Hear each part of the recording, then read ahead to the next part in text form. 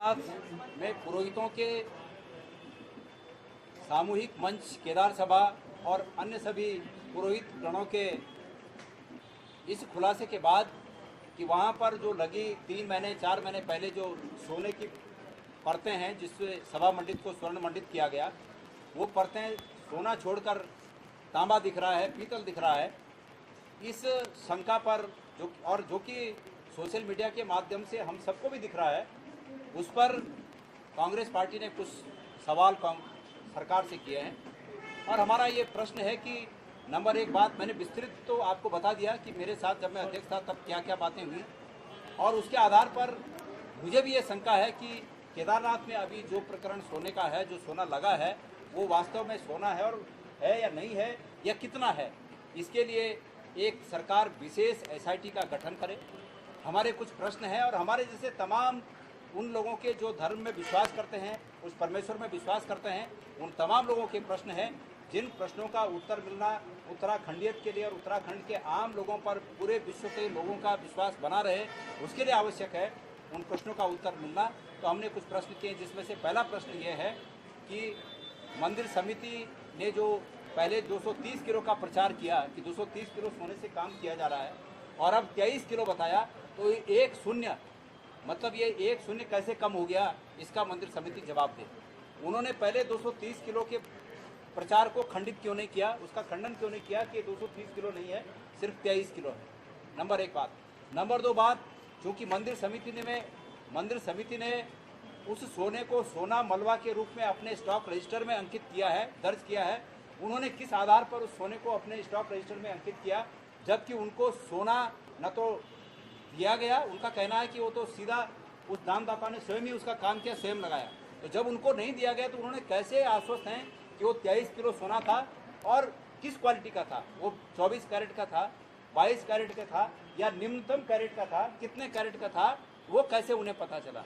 अमूमन श्री बद्रीनाथ जी में जब सोना या केदारनाथ जी में कोई धातु चढ़ाई जाती है तो सोनार को लाकर उसकी परख की जाती है कि कितने कैरेट का और कितने ग्राम का है, तब स्टॉक रजिस्टर में चढ़ाया जाता है। तो इसको कैसे किया, वो इस बात का खुलासा करें। नंबर आगे का जो हमने प्रश्न किया है वो ये है कि मंदिर समिति बार बार आर्कियोलॉजिकल सर्वे डिपार्टमेंट को आगे कर रही है। आर्कियोलॉजिकल सर्वे के लोग सामने आए कि या ये सोना लगाने में क्या वो उनकी भूमिका क्या थी, क्या उन्होंने सर्टिफिकेट दिया है कि सोना उचित है या इसका वजन उचित है।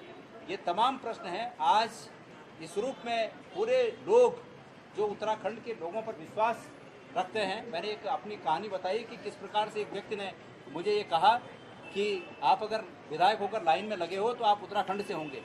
मैंने वो कहानी आपको बताई। तो जो जन्मजात हमें उत्तराखंड के विश्वास के रूप में जो एक पहचान मिलती है, उस पहचान को नुकसान पहुँचा है। इसलिए सरकार को इस पर SIT बिठानी चाहिए और इसकी जाँच करनी चाहिए। कांग्रेस पार्टी इस जाँच में जो जो तथ्य हैं उन तथ्यों को सामने लाकर सरकार का पूरा सहयोग करे।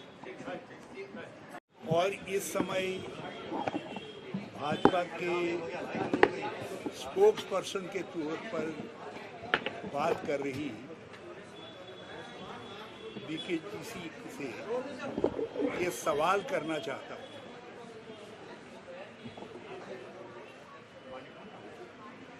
कि जो सवाल हमने उठाए हैं, जो सवाल केदार सभा ने उठाए हैं, उन सवालों का यदि उनके पास कोई तर्कसंगत जवाब है तो शासन स्पष्टीकरण क्यों नहीं दे रहा, मुख्यमंत्री स्पष्टीकरण क्यों नहीं दे रहे हैं। रहा सवाल कि इन सवालों को उठाने के लिए वो एक ढाल का इस्तेमाल कर रहे हैं कि साहब आस्था पर चुप। अब ये सिद्ध करना महत्वपूर्ण है कि जो लोग सवाल उठा रहे हैं वो लोग आस्थावान हैं या जिन लोगों ने आस्था की आड़ में इस तरीके का खेल किया है वो लोग आस्थावान हैं। यदि जो कुछ बातें सामने आ रही हैं वो हैं तो वो गंभीर बातें हैं, वो हमारी आस्था पर चोट हैं, वो एक हमारे विश्वास की सामूहिक विश्वास की लूट है और हम उसके खिलाफ आवाज उठाएं। और अभी तो हम केवल ये चाहते हैं, एक जो एसआईटी की बात कही है, एसआईटी दे या मुख्यमंत्री जी स्पष्टीकरण दे दें राज्य के लोगों को कि ये स्थिति है। और यदि इसी तरीके से